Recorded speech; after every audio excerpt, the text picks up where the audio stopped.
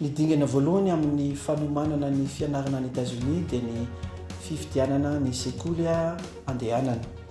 Misy masitsivana isan-karazany izay tsy maintsy ajaina amin'izany fifidianana ny sekoly izany. Voalohany indrindra dia mila mahafantatra tsara inona ny laharam-pahamehan'ilay mpianatra, inona aby ireo laharam-pahamehana, misy ny lalam-piofanana izay tiany ianarana, ao ny karazana sekoly, misy natao hoe sekoly miankina, misy sekoly tsy miankina, ary misy koa ny ataontsika hoe niveau d'étude na ny faripahaizana izay tadiavin'ilay mpianatra. Ohatra hoe hiditra amina taona voalohany izy na taona fahadimy na any amin'ny faratapiny dia mila fantany aty am-piandohana izay zavatra izay.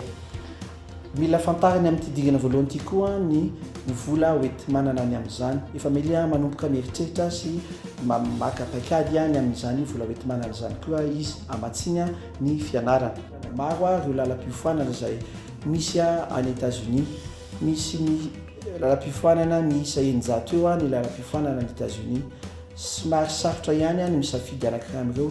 Misy paikady ihany koa izay atoron'ny Education USA ahafantaran'ilay ankizy izay lalam-piofanana mety indrindra izay azon'ilay ankizy safidiana.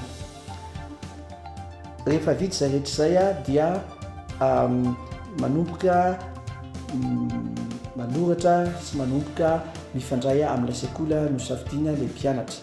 Io dia ny Education USA no manampy ny mpianatra manoao an'izay fifandraisana amin'ilay sekoly izay. Ampatsahivina fa ny torolalana rehetra izay omen'ny Education USA dia manaim-poana tsy andoavam-bola ary feno tanteraka no avaozina ary voamarina daholo.